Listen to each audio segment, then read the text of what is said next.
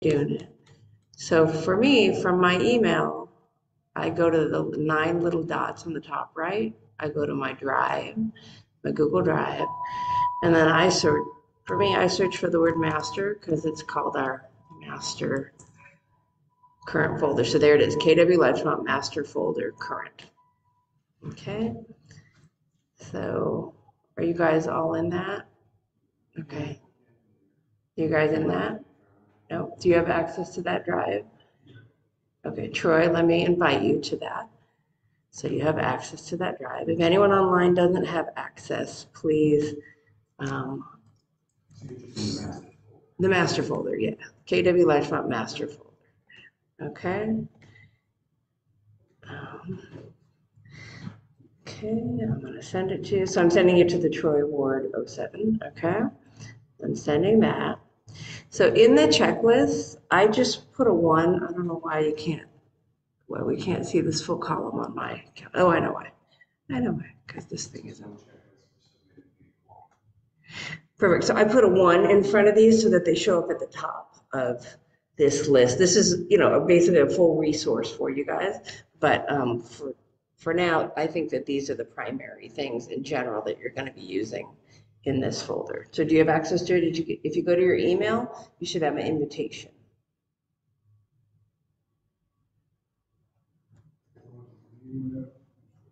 Yeah, go to your Gmail because I just sent it to the Troy Ward 07. Because I want you to be able to follow along and have access to this.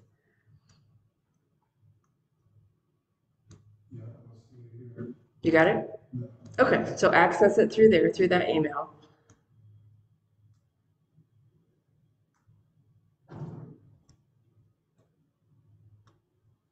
You got it? Okay, perfect.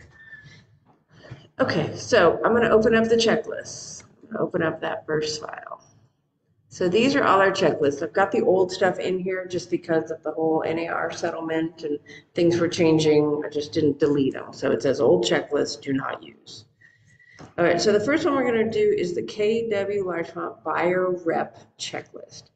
So we actually have 2 for the buyer, just representing them, and then the full buying checklist, which shows up a little later. So right now, let's just do the buyer rep checklist. Okay, so I'm gonna double click on that. Okay, and this is the basic checklist. I went in and I highlighted because there's only 2 that are really required. Everything else is sort of depending on the scenario. And I'm going to update these and make that clearer in the master drive. But for now, it's the BRBC, which hopefully you're all familiar with, and then the BCA, the Broker Compensation Advisory. Those are the 2 primary ones. And then there are other forms that will auto-populate with the BRBC. Okay, so let's go ahead. Now I'm going to create a template for a buyer representation. Okay, so I'm going to go back into Zipform. Okay. All right. Okay, so I got into Zipforms. Okay, so at the top, there's a thing called templates at the very top center of the screen, templates. So the key is you only want to be working in templates when you're setting up a template. Other than that, we live over here in the transactions tab. Okay, because you're only going to set up your templates once. If you need to adjust something, you can go back into them. But for the most part, stay out of templates other than today or setting up the rest of yours. Okay, so I'm going to click on templates, click on forms and checklists. So let's create a new one. So these are all the different ones I have. So if you're not familiar with templates at all, you're going to get familiar today. And then I just want to show you also what I have just as an agent. I've got a purchase KW template, a lease listing template, a lease template, because it's different because you need other documents besides the listing. Seller disclosures, we'll get into that later, but I actually have that as a separate template, and then I just apply it within the transaction. So we'll go into that later. I have a referral template because I give out a lot of referrals or vice versa. So I just create a template so that each time I don't have to retype anything. I have a listing template. And then here's a couple that are specific to specific buyers. So I had a buyer named AJ. I don't work with him anymore, but I had a template for him. And then here, like Pacifica has 3 of them, you'll see. This was a developer I worked with, and they had very specific terms that they wanted on their counteroffers, on their listing agreements. So I set up different templates for them specifically to that client. So just something to keep in mind, you know, for future, if you are working with a client who's doing multiple transactions, or they're an investor or developer and they make offers with specific terms, you can actually set up a template so that you don't have to go over those specific terms each time. Okay. Any questions up to this point? Okay. So, all right. So we're going to do a new buyer representation template. So I'm in the templates tab. So now I'm going to create a new one. I'm going to click on the new button. So these are your options. Is it a new listing? Is it a new purchase or offer? Is it a new lease or a new lease listing? So the new lease would be if you're working with a tenant. New lease listing would be if you're working with the landlord. So this, because it's a buyer side thing, it's got to go under the new purchase or offer, because that would be the buyer side. Okay, so I'm just going to say buyer, I'm going to name it buyer rep template. And this name is just for you to know what that template is. The category, I have to mark it because it's got the red asterisk. It's going to be residential. And down here it says auto apply. So I can automatically apply this to any new purchase or residential transaction. So I'm going to do that because if you're starting with a buyer, this is going to be the first place you start with that buyer. So the purpose of the template is to save time, so let's have it automatically apply. Just saves one extra step. Okay, and I'm going to hit save. So now we're creating the template for when I have a new buyer. Okay, so now the reason I wanted to keep the checklist open is okay, I'm going to go back to the checklist. Oh, my first document's going to be buyer representation and broker compensation. So now, that's why I didn't print it out, because I figured we'll look at it online. Okay, so now I'm going back to get into my template. Okay, so I'm in my template, my buyer rep template. So I'm in under documents. You don't have parties because we don't have parties yet because it's not, the buyer doesn't exist, the template, but you can put yourself in, which we will do. So, okay, so under documents, I'm going to go to the blue button on the top right, which says all forms. So Carr was very nice in putting a period in front of the name of these top 3 documents, because these are your primary: buyer rep and broker agreement, California residential purchase agreement, and cover sheet. So I'm going to double click on buyer representation. It auto populates. I personally use the cover sheet versus using the parties tab, but you could do either. So I'm going to put in the cover sheet. And then also that other one was a buyer, what was that other one called? Let's see. The other, it was, I think buyer compensation, broker compensation advisory. So I'm going to add that in. So to find a document, if you go up to this search field, I could say, type in broker compensation, and let's see what shows up. There it is, the broker compensation advisory. So I'm going to double click on that, and it puts it in. So now if I come over to the left of the screen and just click anywhere, this is what has been populated. It even says you are currently modifying a purchase template. Click here if you want to create a new purchase transaction. So that would be if you have a client and you're ready to go with a file for them. But this is the template we're creating. So I use the cover sheet to put in my client's name and email address, because then when you use the signing, whether you use DocuSign or AuthentiSign, their email's already there. So that's what I usually use. So I'm going to click this box on the top right. That just puts an X on all the documents where they're supposed to sign or initial, which isn't going to be used most of the time because we're going to do the email signature. So that's going to tell them where to sign, but I still do it anyways to just show the X on the form. Okay, so we're not going to put a buyer name in because this is a template, but we are going to go down and put our information in. Well, and I click residential because most likely it's going to be residential. It's just to save that step, and then go down to here, buyer's broker.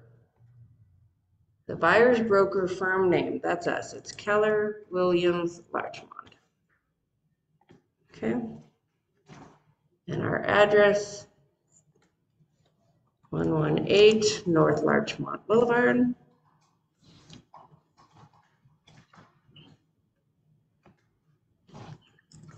And I'm in no hurry, so take it at Los Angeles. You just see that I'm doing this, so you guys can do it as well. 9004. Okay, so that's our address. Okay. And then our DRE number, the office DRE, and that's what it says, selling office DRE, 01870534. So do you have the buyer rep already created? Okay. And then the buyer's agent name, I'm going to put in my name. It should already be there. Telephone number, I just put mine and I just repeat it. You can copy and paste it. I just repeat it in all of these areas. Agent phone number, cell phone, it's all the same. I just copy and paste. And then you're going to put your email address. Okay. So any questions for those of you online? Any questions on this? How's it going? Any feedback? Are you typing? Silence. Okay. All right. Well, I will assume that you're doing it. And if not, this will be recorded. So we'll get that done. All right. So that's the buyer's broker information.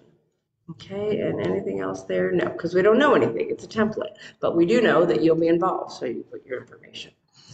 Okay, so now if I come over here, I can actually add both of these forms up into my area. I haven't done this. Okay. All right, so I'm going to add these in let's fill them out. Okay. Yeah, I just grabbed from transaction on the bottom right and just brought them up to the workspace. But I could have done it from the beginning too, just check marked all of them and then gone into the edit feature. So see how the top is called workspace and then the bottom is grabbed from transactions. So if there were other documents that I didn't want to deal with right now, they would be there. All right, so let's see if I can get back into the forms. All right, so now these other forms should be after this one. So that's the cover sheet. Okay, so here's the BRVC. There's like 4 or 5 other documents that auto-populate with the BRVC. So here's the first one, the disclosure regarding real estate agency relationships, also called the CAR Form AD. This you'll do with every transaction. It's an agency disclosure. It basically says what our fiduciary responsibility is to our client, whether it's a buyer or seller. So since I'm in the buyer rep section, I'm going to go ahead and put a check mark for buyer. You can always add it later. If there's 2 buyers, you can add a check mark later, or you could put 2 check marks here and take one off if there's 1 buyer. It's just about, how do you want to handle it? So now I need to put my DRE number. Okay, so now it pulled the broker information from the cover sheet, which we've already put in, but I didn't put my DRE number in. Okay, now I'm going to scroll down. This page is just simple codes, nothing to fill out. So the buyer representation and broker compensation agreement. So again, we're in a template, so I'm not going to put the date, not going to put the beginning date. So with any contract, we need a beginning date over here and an ending date on number A1. Okay, but I will check on A2, I will check that this is exclusive. Again, with a template, you can uncheck something if you want, but I'd rather put in the terms I want, and then if we're taking them out later, we can take them out.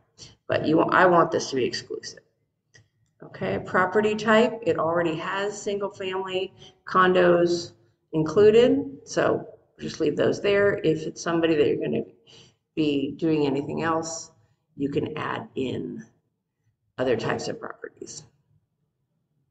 Okay.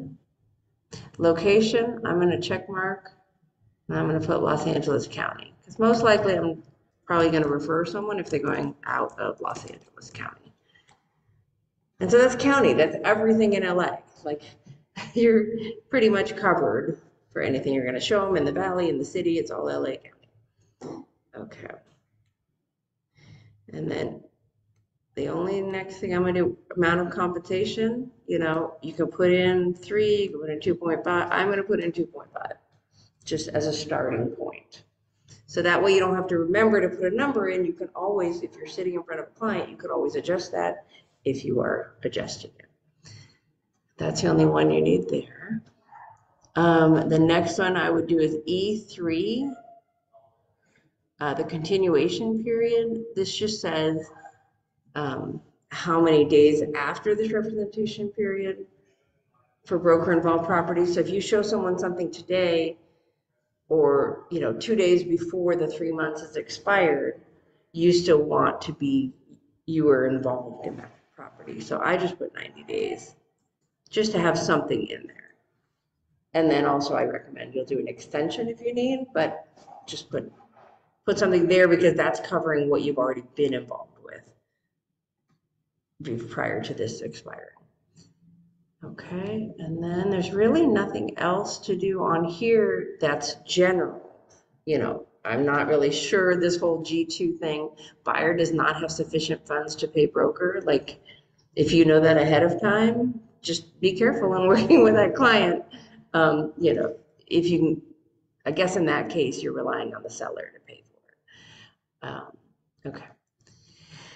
And then, let's see. Yeah, everything else after that is just standard verbiage. So there's nothing else to add. But you see these little check marks that come near buyer's initials. It's just a little standout. And then since we put 2.5, that's going to show up again right here, confirmation of compensation. That shows up already because it pulled it from the top. All right, and we're on a template, so we're not going to check anything else. My information populated. Let's keep scrolling these, So for this, I don't think it's going to demand that we put a property address in to it, but if you ever need to put a property address in and you don't have one, like let's say it does, then you just put in ... Like you just have to put something in there. So how that would look is like period.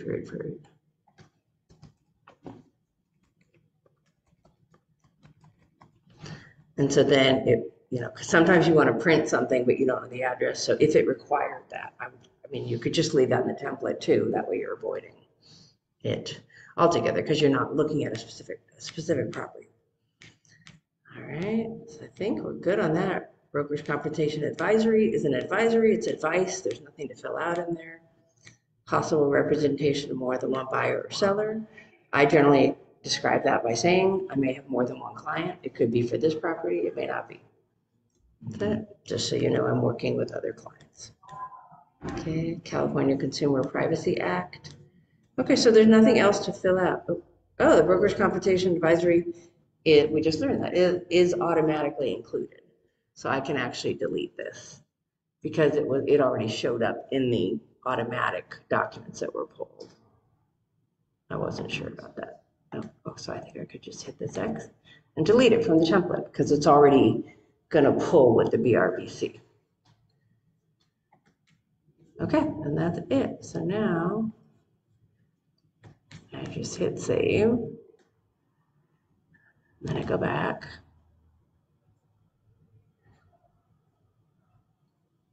So this template, I'm going to take off this broker compensation advisory because it's already auto-populating. So I'm clicking on that. I'm hitting delete. Yes. Okay, so this buyer representation template literally has 2 documents in it. The cover sheet, because you want to put your client's name and email address, and the BRBC with all of the documents that it pulls automatically. So that's it. We're done with the buyer rep template. Let me go back to the list.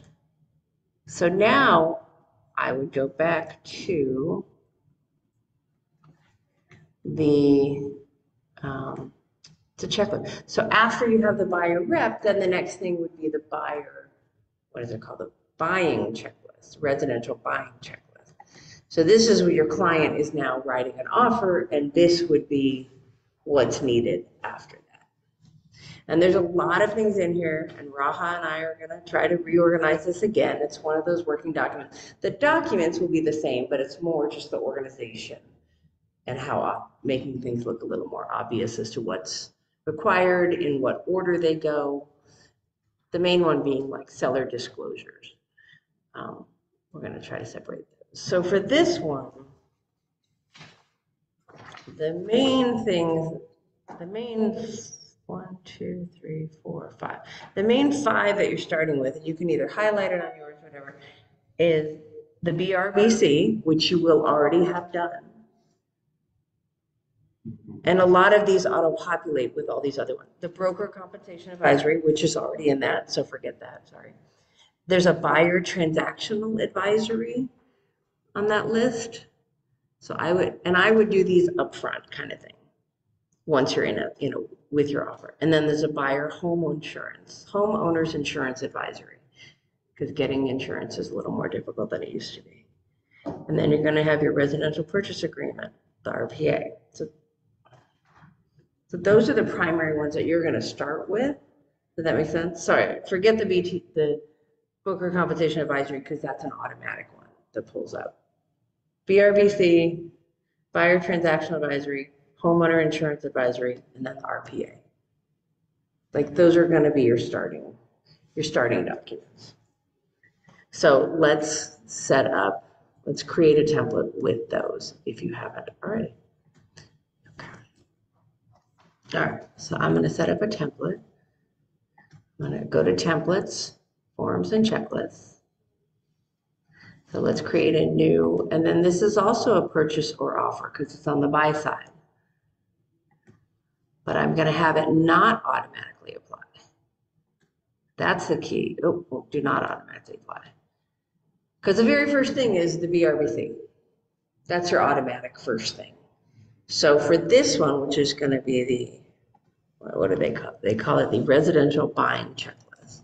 So I will call it that because that matches the checklist. Residential buying checklist. Well, it's not the checklist, it's just residential buying template. Sorry. Okay. So I'm going to check residential, then I'm going to check do not automatically apply this, because you can apply it when you're ready, like when they're ready to make an offer. I'm going to save that. Okay, so here we are, nothing again. We don't need to do a cover sheet because you're going to apply this within another template. So all forms. You don't need the BRBC because you will have already done that. So the ones you do need are the BTA. All right, let's see if it shows up. And it didn't show up. So is that a form that was maybe created during the NAR settlement that went away? We'll have to take it off. Buyer transactional. Okay, it looks like that form went away. Remember how there were like new forms when they went? So that buyer transaction advisory, I'm going to take this off the checklist. Because that doesn't exist anymore. Because if it did, it would show up in this form library. Yeah, it's not showing up. Okay, so we can take that out. And then the homeowner's insurance, let's see if that showed up. I'm just going to do insurance. See what shows up. Yeah, the buyer's homeowner's insurance advisory is there. Okay. And then the next one is the RPA, which is to make an offer, California residential purchase agreement. Oh, why are there two? I don't know. I'm going to do the top one. Okay. So then when your client's ready to make an offer, you're going to go into this one. You're going to apply this template, which I'll show you within a transaction. So the advisory, let's just look at it. I don't think there's anything to fill out in the advisory because usually it's just advice. Yeah, there's nothing to fill out. So now let's look at the RPA. And the insurance advisory is just like to give them a head start that, hey, insurance may be an issue. So figure it out now. All right, so now we're looking at the residential purchase agreement. Same things auto-populate, the agency disclosure, which you will have already done, but it's easier to just do it again versus trying to copy, cut and paste it from your other BRBC. I usually just do it again. The buyer. Okay, so the cover sheet's not on here, so we need to recreate our information.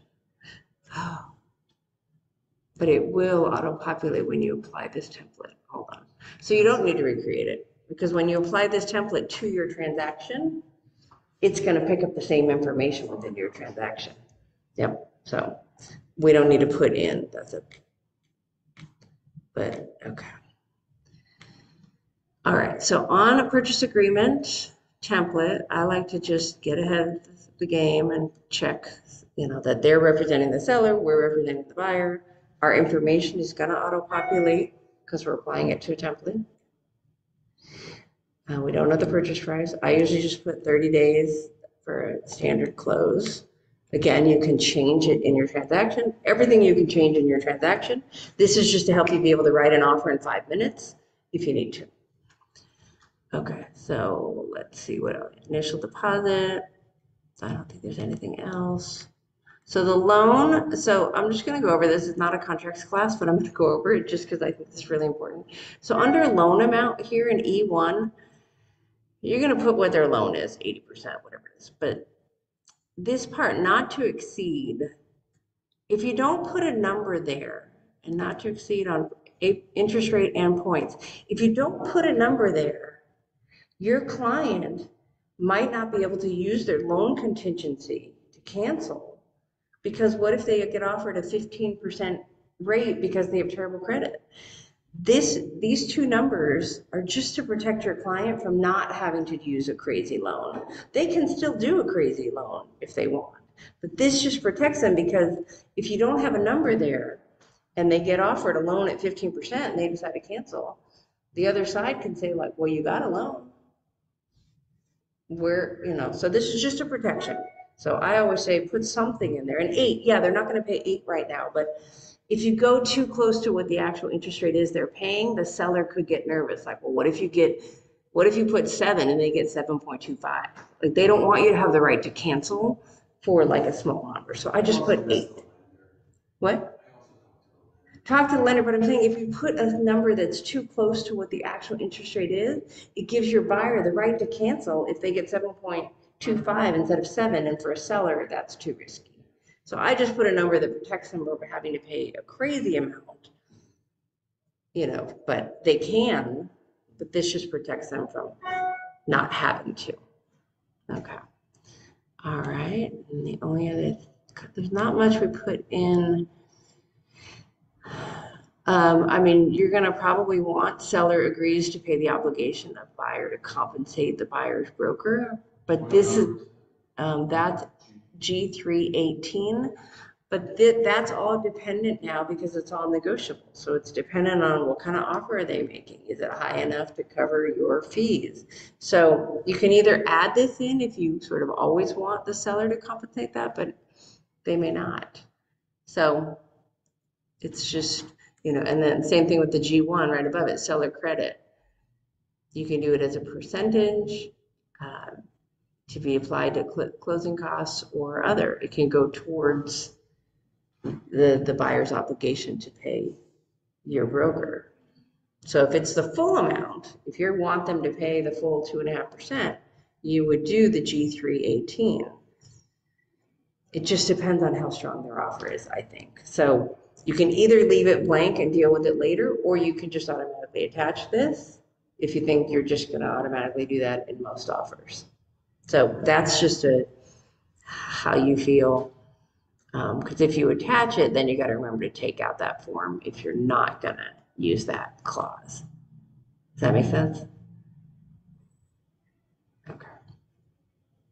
Okay, and then what else? Attach the offer. All right. So yeah, the standard loan and appraisal, I usually leave it at 17 days. For investigation of property, personally, I usually make it 10 on everything, 10 days. It just shortens it a little bit.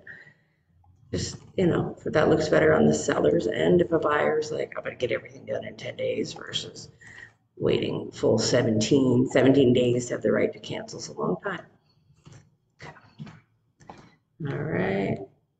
And again, every agent's gonna have their own standards, but for me, these are my standard templates. I don't put anything else. So here, what items are included on P19? I mean, the stove or the oven, the refrigerator. I usually check washer or dryer, just automatically dishwasher. Microwave's only if it's attached, but might as well check it. And then if you need to counter it, if you need to counter anything out or change it before you submit it. Again, the template's just to save time, but each situation's going to be its own. Those are the only ones that security cameras, alarms, no. Okay, natural hazard disclosure. So it's usually seller. I include environmental, and then provided by, and I just put seller's choice. But if you want to use one of these, you can. I just think it's simpler because if they've been in escrow before, they're probably going to use the same vendor. So I just do it at seller's choice. The key is for me is making it as easy as possible for the seller to accept. And if you pick a company and they've already ordered one, I just think it's easier. Okay, and then the other one, smoke alarms. So Q4, 5, and 6 to me is all seller costs, seller obligation. Q7 is both, and then each to pay their own fees. Escrow holder, again, I put seller's choice.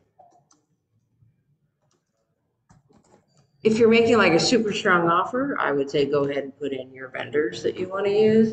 But again, if they've been in escrow before, it's just easier to go with they've been owner's title insurance, seller, if different from the escrow holder. So again, seller's choice.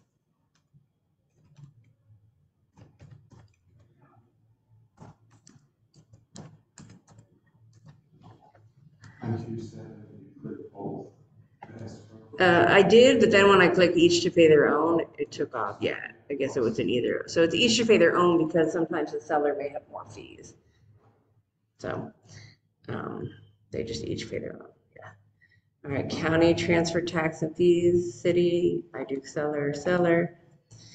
HOA fee. If there's an HOA transfer fee, I'm going to be on the seller generally, unless you're buying like in Playa Vista. Sometimes it's kind of a big number, so sometimes there's a negotiation there. But I just click seller, and again, you can unclick it or say both 50-50. It just depends on where it is and what the specifics are. Okay, home warranty, I usually have the seller. So here's the thing, I put a number in here. I put in up to $1,000 just so that in the event that I'm trying to get an offer out really fast, there's something there. But like, okay, I gotta plug in the computer. Yeah, let me go grab that. Okay, hold on.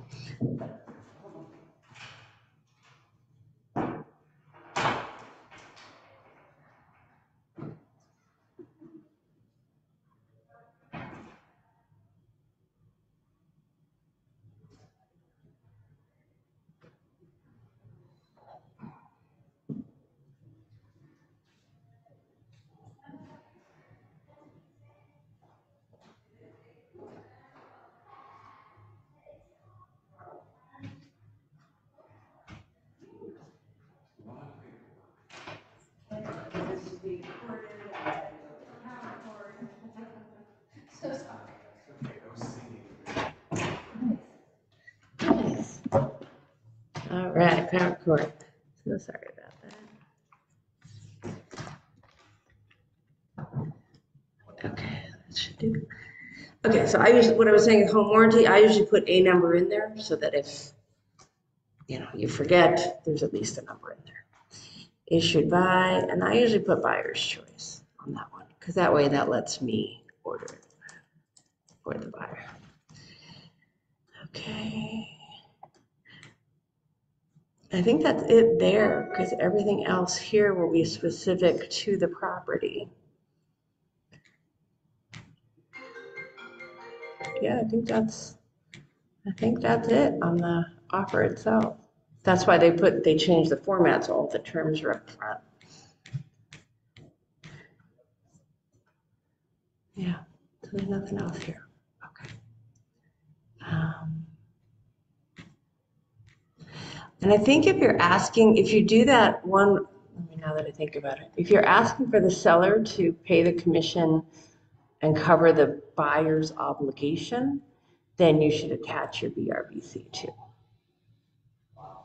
Because that is showing what their obligation is. And that's probably referenced on the seller SPBB. It's probably included on the seller form. Because if you're saying it's an obligation, then you'd have to show that. Okay, so I think that's it on the offer. Let me see. And then we can do a listing real quick. Yeah. Okay, and then your information will all populate. Okay, so let me show you. Yeah, this is all standard stuff. Okay. So many forms that are standard. Okay, so I'm going to save that. So I'm going to show you how to apply a template when you're already in a transaction. Because I do this with seller disclosures also. So I'm still in templates. All right, I'm going to go back to the list.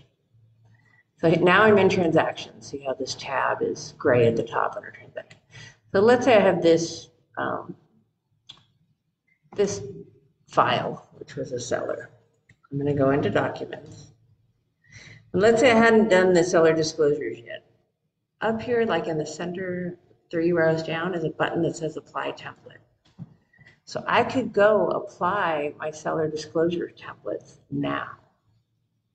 Like you can apply. So what we would do, now that I think about it, is I'm going to create a buyer template. I'm going to go new.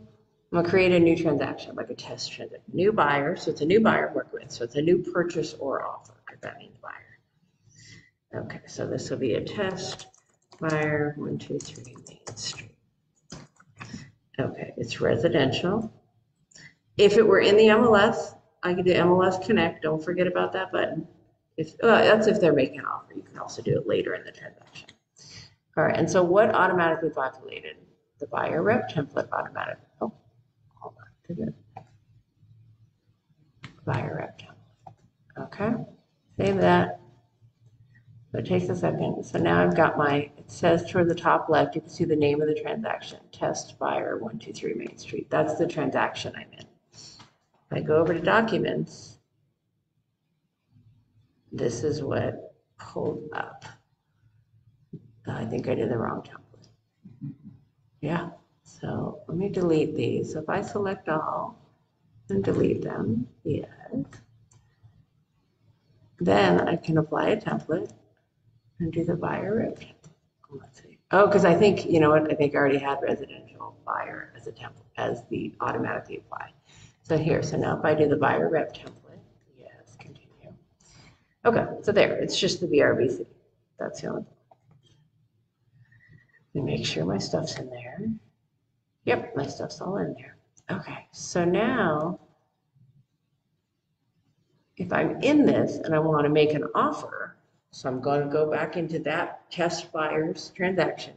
Now I'm going to apply the template in the middle left.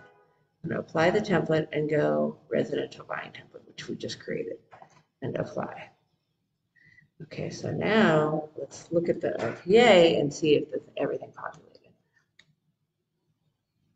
Yeah, so my information populated in the RPA, all the details I put in, plus the details from the prior section, 30-day escrow, 8-1. Okay, cool. So that, and then you'd make it off. That would be your offer. Okay. Any questions? Because we're going to do the same thing for listing. And there are a lot of optional forms, which you'll see on those transactions. Like if you're showing, yeah. Yeah. So would you go into your templates and put in the KW disclosures that they eventually have to get? Yes, you can do a KW template if you want, so that once you don't need to get this.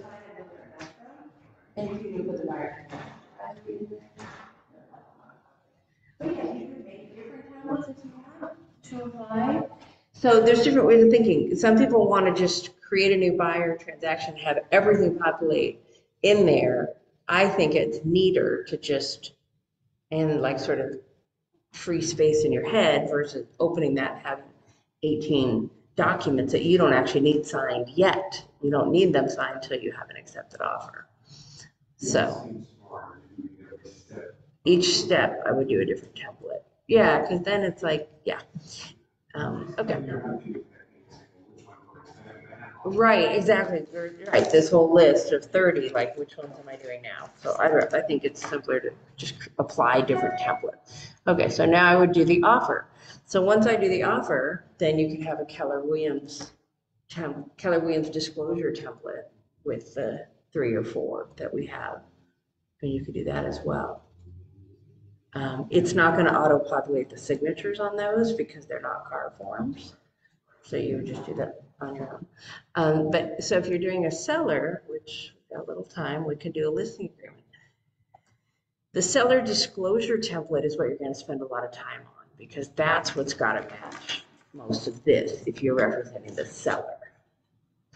So this is the buyer side, but you still need the same disclosures, and we do have the listing template. Okay, so you folks online, any questions? Are you creating your template? I mean, you might as well do it now, so then it's just done. Hey, Terry. Any questions online? Hey there. Not yet. Not yet? Okay. Jacqueline? Nope, okay. Okay, I'm just gonna assume that you guys are all whizzing through this and you've got your different templates set up. You're Okay. gonna do this again, right? I mean, I can, but that's sort of the point. I want this to be like a workshop. I would love for you to set up those 2 templates that we just set up. Oh, because I'm about to run. I'm about to go on my appointment. I got you. Okay, it's gonna be, it's recorded, but yeah, I'm gonna do it again because the folks that are in bold weren't able to make it today. So I'll Oh, do it okay. again, and it's gonna be Perfect. recorded. So, but yeah, that's okay. Cool. Okay. All right, let's do a listing template. So I go up to templates, forms and checklist. I'm gonna create a new one. It's gonna be a new listing. So if it's a lease listing, you're gonna select a different box, a different button. So new listing. So I'm going to name this, I'm going to do new listing template because I already have one. But it's going to be, I'm going to do residential for the most part, and a condominium falls into residential as well. So it's just you have to pick a category. Okay, and then I'm going to automatically apply this to new listings. Okay, and I'm going to save it. Okay, there's nothing to display. So what's the first document I'm going to put in, Maury? What's the first document I'm going to put in? Oh, sure. So I automatically applied it. If you're going to, if you don't already have this.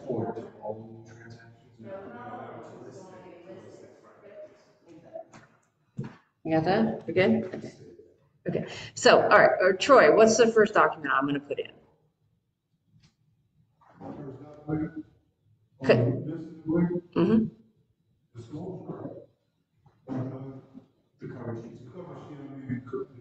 The cover sheet, okay, so I'm gonna do cover sheet. And then the next one's the listing agreement.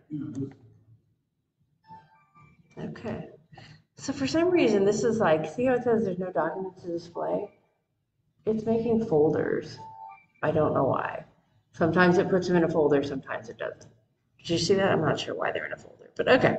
So same thing, we're gonna go into the cover sheet.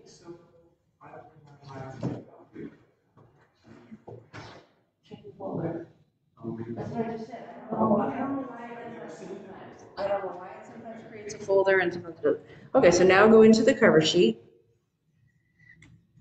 Again, we're in a transaction, so we're not putting a seller name. I personally like to put the X under seller number 1.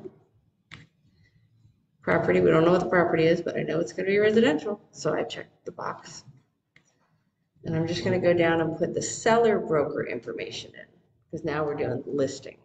So Keller Williams Larchmont, if you've put it in before, it should auto-populate. 118 North Larchmont Boulevard, Los Angeles, California, 904. Our GRE number 01870534. 01870534. Okay. And you're going to put in your name and information. It's already there. So as you can see, I've done transactions with other agents. So they're there. It remembers everything. Okay, put my license.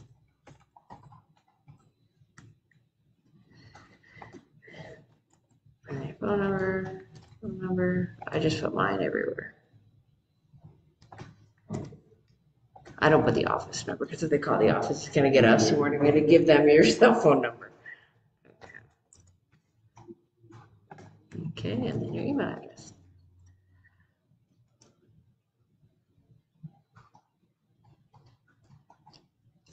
And now it's under seller's broker information. Before it was under buyer's broker information, but now we're representing the seller. Okay, so then there's nothing else on this because it's a template. So now I'm going to go into the listing agreement itself. I just dragged it up here to the workspace. Okay, you can drag it with these little dots on the side. All right, so now it should be below here. So the agency disclosure. Now we're checking seller because now it's going to be for the seller side. Okay. Okay, date prepared with the template. We're not going to put a date. We're not going to put the property. Listing period. You know, you're going to, if you double click, it puts today's date in. And then you can use the calendar and just scroll over 6 months, 9 months, whatever you want. I'll show you that. So if I double click on date, it puts today's date. Okay. Get rid of it. I just hit delete. Okay. And this one says not to exceed 24 months. So just know that the buyer rep agreement is 3 months maximum. The listing agreement is 2 years maximum. Okay, listing price, we're not going to put it in there. Property specifics, it's not a manufactured home. I mean, if you're doing a lot of these, you can also set up a template for manufactured home or probate sales. You can set up different templates for scenarios that you do repeatedly. Cool. All right, compensation to seller's broker. Only the selling side of the transaction. So, put in whatever you want to put in as your standard. Okay. Additional compensation to seller's broker if buyer's unrepresented. So this is a new one. So the key note is that this does not apply to dual agency. This is just if you get a buyer and you're not going to be their agent, but you're going to process the paperwork for them, how much more are you going to get on that? Right, we don't know. I mean, it is kind of all negotiable, but I'd rather start at a full percentage and, at that point, you're just talking. Right, so it's new, so yeah. Dual agency would be different. If you have a buyer and you are gonna represent them, you're taking a lot more liability, and so that may depend on what agreement you have with that buyer.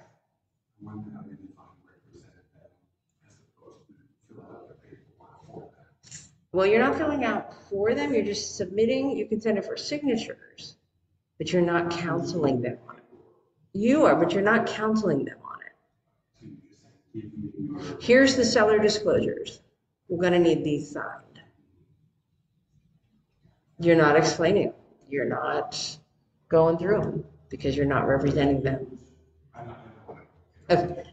But I mean, that's essentially, as I understand it, it's just you're going to issue the paperwork anyways because you're working with the seller, but you're not representing the buyer, telling them what's in their best interest or really explaining the forms. You're just giving them the forms. And I guess you don't even need to get their signature. If you're writing up the offer unrepresented, you're just saying, what do you want as the price? What do you want as the terms? And you're not explaining, you're just filling in blanks. Yep. That, yeah, yeah, okay. Continuation of right to compensation for brokers identified prospective buyers. Okay. The continuation period shall be after the listing period. Oh, so this is saying that if a buyer buys it, that you showed their property to a buyer. So again, I would just put in a number, just to at least have, I put 90. Yeah, I would just put in something so that if the buyer comes back even after your expiration and you were involved in that, with that buyer, showing that buyer that you still get paid. Okay. Included, excluded. So this is when you have the conversation about are there any items that are not going to be included in the sale? Are there any leased items? Are there any liened items? You're going to talk about solar power. Is it leased? Is it liened? Is it paid off? How much is owed? This is good because it puts it on there as a reminder to talk about these things, which don't happen often, but they happen. So it's a reminder to talk about them. Okay. Let's see, smart home features, property will be marketed in the MLS. Then you're going to put in your primary MLS. You're going to put in CLAW or CRMLS or CLAW.MLS. Okay. If your seller instructs buyer not to take or use photographs, so if they don't want to, you check that, but we're doing a template again. So we're just going to put the majority of things that happen. If your seller only wants offers presented on a certain date, you're going to mark that on here, but I think that's less standard. This buyer supplemental offer letter. This basically love letters. If buyers submit a love letter, like telling you, hi, we met in college, we have a kid, and if your seller does not want to see them, that's the standard. Seller instructs brokers not to present buyer letters, or if the seller wants to see them, you check it off here. But we generally advise that those are not good because then people can use demographics to evaluate the offer, and we don't like that. We can't support that. All right, investigation report. So I would check off preliminary title report because we're going to have a title report. So you're going to have an NHD report and a title report. So I just put that on there. Okay. Okay. Any exceptions? If they know of any exceptions to the ownership, you're going to put that on there. If they're having their sale contingent on purchasing a replacement property, you're going to put that on there. Again, we're just doing the standard thing. All right, there's nothing else there. I think that's it. I mean, they've made it so the terms are all at the front. Yeah, that's it on the listing agreement. Okay, and then your information should show up. There it is. Okay, multiple listing service. So you got to remember on any addenda to a purchase agreement or a listing agreement, any addenda has to have this date right here is the same date as you put on the date of the prior document, which I never understand why it doesn't auto-populate, especially since this is in the automatic forms, but whatever. So you would just double click and put the same, today's date if you're creating it today. And these other things, the property address and the seller name, they'll auto-populate once you put them up towards the top. But I don't think there's anything else. Oh, the one, seller instructs broker to market the property at the beginning of the listing period. So technically, you're supposed to put in the MLS within like a day or two of getting the listing. If you don't have an agreement not to do that, like what if you need to paint? What if you need to stage? What if you're going to take photos? It's not going to happen within 2 days. So I always click seller instructs broker to begin marketing the property to the public on, and then you're supposed to put an actual date here. So you can either put like a date 2 months out, or I don't know if this is accurate, but if you click on that and you hit the space bar, now you can put in text. So I do residential listing agreement plus 30 days. So then it gives you that time to do those things. Because if not, you're supposed to, So I don't know, to me, that gives you up to 30 days to get what you need to get done. But it allows you Now, I'm not sure. Use these spaces, I remember writing it upon completion of photography. Oh, I guess you could write that there. Oh, okay, interesting. I'm not sure because then yeah, this is just what I do, but that I'm not 100% sure about. Right, so, but it says seller instructs broker to begin marketing the property. Yeah, so the seller's telling you, but it's really up to, not on. It'd be like plus 30 days max or something.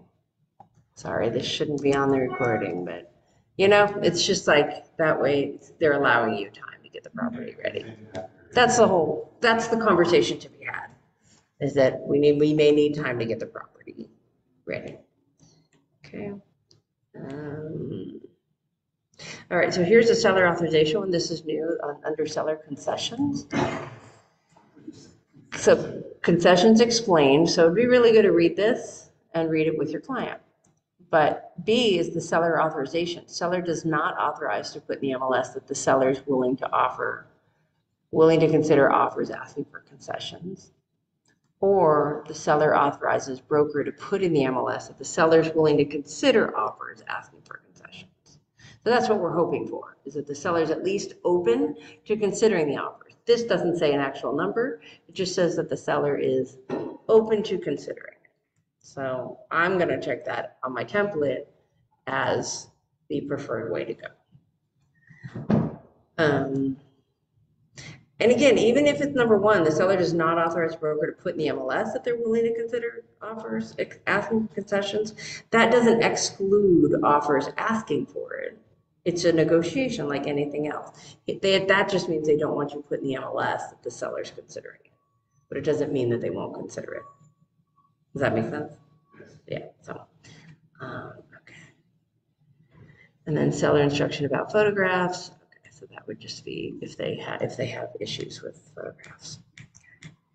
All right, seller advisory is just advice. Broker compensation advisory is advice. So there's no terms in here. Okay, and then these are the standard. Okay, so that's it on on the listing agreement. But then there are the other forms that will apply, like the open house forms and those types of things, if you're doing those. And at an open house, if there's an unrepresented buyer, there's going to be documents for that. So the checklist is going to be what you're going through. At the bottom is additional documents, if applicable. So that's where all of these other things are going to come into place, depending on the situation. Seller's payment to buyer broker is conditional, because if they're not, then you don't use that form. Oh, and then, okay, last template is the seller disclosures, which I think is really worth making a template. All right, so we're going to go back to the list. And I'm going to go to templates again, forms and checklists. And now I would create, this is also on the listing side, so it's going to be under this listing button. It's not a new listing, but I would do seller disclosures. So then what happens is you get a listing. This is the next step in paperwork, is to get them to fill out the seller disclosures. Residential, do not automatically apply it, because this is going to be once you get the listing. So now we would go to all forms. Now I just go right down this list. What do you put? I just click the all forms button on the top right. But now I got to go find my checklist. So if I didn't have it printed, I'm going to go find the checklist. There's my tab for checklist. That's the buying checklist. So now we want the listing checklist. Okay. So I'm going to go through this one by one. Copy of the MLS sheet. That's not a disclosure. Property profile, not a disclosure. Agency disclosure, that's going to come with the listing agreement. Oh, I'm sorry, I'm on the residential list. Residential listing checklist. Okay, so all of these are included with the residential listing agreement. Okay, all right. Okay, so I need oh, you need a Keller Williams listing addendum. Oh, that was a gap addendum. Sorry, that was just when that was during the time of the NAR settlement. So that'll come off the list. What's next? The affiliated business. So, okay, so the affiliated business arrangement, you could put that with the listing agreement template or just put it with the disclosures. I would just put it with the disclosures. Okay. So let's do that. Keller Williams affiliated business arrangement. So where would I find that? I would find that under, so here we're in the checklist. Now we're going to go back to the master. And here's the required Keller disclosures, the third one down. So the required Keller disclosures. So I need the affiliated business disclosure, which is not here. What? It's not here. Okay. Well, if I needed it, it should be in the old ones. It's not here. Okay, so fun. This is good. Sorry, guys. All right, so we need the affiliated. So that just means that Keller Williams will have a disclosure that I will find and put in there. That is just an advisory around the fact that we have affiliated business partners. Let's see if it's in the master disclosures. Yeah, but we could go when you're in call to add doc. And then Yeah, correct. It's just not going to show up in the library. Right, so first we have to find the document. Yep, and then I'm going to add it. Exactly. All right, so let's see. There it is. Okay, so we have a file called KW Master Disclosure, so it's in there. It's in there. It's with your risk. This is your legal contract that you have to sign. So it's in there, the affiliate business disclosure. So I may break this out, but either way, and then there's a Keller Williams Realty addendum, which is also required. So this whole thing is needed. So I'm going to download this. Okay, so if I download this, then I go back into CAR, and it's not, so these are Keller Williams disclosures, so they're not going to be here under the library because they're not CAR forms. So as Maury said, you're going to add a document. So up here towards the top left, there's an add document button. I'm going to add a document into my template so I don't have to go find it each time. I'm going to browse for the document. I downloaded it, so there it is. I'm just going to add it. You can change the name if you want. So I can say like, you know, it's risk and affiliated also. Just so I know it's there. Okay. And say, okay. So now that document is showing up in my template. So I don't ever have to go find it again because it's just in my template. And that's the whole purpose of this, is to just save time, all of these. All right, so what's next on that list of requirements? the photo image agreement. Right, so I just want to find this. So now we need checklist. And we're going to listing. Yeah, I just want to do it visually so you can see it. All right, so we just did the Keller Williams affiliated. This one is part of what we just uploaded. All right, photo image agreement. And it says the note here, required if you hire a photographer. So if you're hiring a photographer, this will be something that you should get signed. Okay. Disclosure information advisory. This is the first document that it basically explains to the seller how to do the disclosure. So that's called the DIA. So let's go back. I wish these could be in separate tabs. Okay, so now I'm going to go back up to all forms on the top right. And if I put in DIA, let's see what happens. Disclosure information advisory. There it is. So I'm going to double click on that. And it's there. So now we have those two required documents. I'm going to go back to the list. And I need the TDS and SPQ. So let's just do both of those at the same time. Okay, now I go to add forms because I know these are in here. So TDS. Wait a second, it auto-populates. Double click. Now that's in there. And I go SPQ. Just take the first one. They gave you different versions because maybe you're in construction and then you're going to do another one. So just always take the first one in the first round. So if I click over here to the left, now these are all already in there. So now we go back to the list, and what's next? Okay, so CRES permit report to be ordered by compliance. So I'm actually going to update that. So Raha or Brian, our MCA, can order this particular report for you. And that's part of the seller disclosures. It's just a special note about permits, and you should check them out because we are not the authority. So to be ordered by compliance, Raha is our compliance officer, but Brian can also order them. So then you would just send an email with the property address and say, hey, can you send me the CRES permit report? Okay. All right. And then, oh, I see how it is. Oh, residential listing document. This does not have all the disclosures in there. You know, maybe they broke it. Yeah, this does not have all the seller disclosures. No, it doesn't. Maybe this is like when you get the listing, and then let's see if there's another checklist that is for the disclosures. Buying listing. No. That's very interesting. So we're missing the seller disclosures. Okay, this is a work in progress. And that's an old one? No.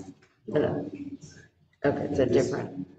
Yeah, okay. So there are other ones you need, and they are not on this, so we will get them added into that. Yeah, we'll get them added in. So that is things like the water heater smoke detector. That is things like the water carbon monoxide detector, water conserving plumbing fixtures, and carbon monoxide detector. Okay, and then that is the statewide buyer seller advisory, SBSA. Okay, and lead-based paint. I usually just put it in there, and then if you don't have, if it's built after 1978, which is on the checklist, you won't need it, but I usually just put it in. Okay, so yes, I'm sorry, the seller disclosures are not listed on that checklist. We will get that added. But there is another one you need, a residential. Say again? No, we just asked you to scroll down. Oh, there we go. I did the water heater smoke detector, WCMD, SBSA, and then lead-based paint. And then also you need the markets and market conditions advisory, which is the MCA.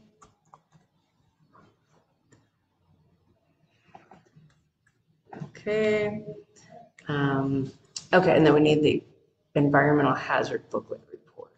So that is one that we have in our required disclosures. Go back to Keller Williams master checklist, required disclosures, and then there's a hazard booklet. There it is, receipt for hazard booklet report at the bottom. Okay, so I need that. I'm gonna download that. And then go back into car, and I'm gonna add a document because it's not in that list of car forms. And I'm gonna add this document, and it's a receipt for the hazard booklet. Okay. All right, I think we got most of them. Oh, and then you'll need an AVID, an agent vision. I call it AVID, some people call it AVID. It is the agent visual inspection disclosure. Okay, so that's in there. I'm double clicking, that's all in there. Okay, so these are all the disclosures I believe you're gonna need. I don't think I missed any. I mean, there's some, if it's built before 1960, there's another one you're gonna need, so you could add that in. Yeah, I think I got them all. Okay, so let's show an example. All right, so now these are all there. I'm gonna go back to the list. I'm gonna go back into a transaction. Here's my test buyer. Let's just go into that one. Documents. So we're not gonna have to create these as a buyer's agent, but if there are any that you need that they didn't supply, you could just do them one by one here. But if I had a listing transaction, I would then apply the seller disclosure template. Okay. Any questions? I went through a lot, I think, Ed. Any questions on any of that? And we're going to update that list. I'm so sorry that the disclosures are not there. Okay, and then let me just show you how the e-signature works since we're in here in a template. So you can create the lease, your lease listing template. I would do that. So like do that as a sort of homework, create your lease listing template. And then if you have questions, let me know. And you can do it based on that. Or we can do it now, either one. Do you want to do it now? Lease listing? I think you might have it. Online folks, do you want to do the lease listing template or do you guys want to try that one on your own? Okay. Okay. All right, and then you would just do e-sign. And then you can connect either to your free DocuSign account if you have that information. If you don't, I can help you get it. Or you can use AuthentiSign, which is automatically included with Zipform. Okay, so there's no easy, so I'm in. Hold on, you have to tell it which one what do you want to sign? Documents. I'm going to select the document. I'm going to hit. I should have to get into it. Oh, e-sign, top left, e-sign. So I'm connected with DocuSign. This is another great thing to know for offers since we're here. If I'm sending an offer, you want to have your pre-approval and your proof of funds, you can have it in their car transaction. Or if you forgot it, you can always add it here. You can select a document to include here, same thing, and add an external document. You can add in the pre-approval and proof of funds so that it's all together.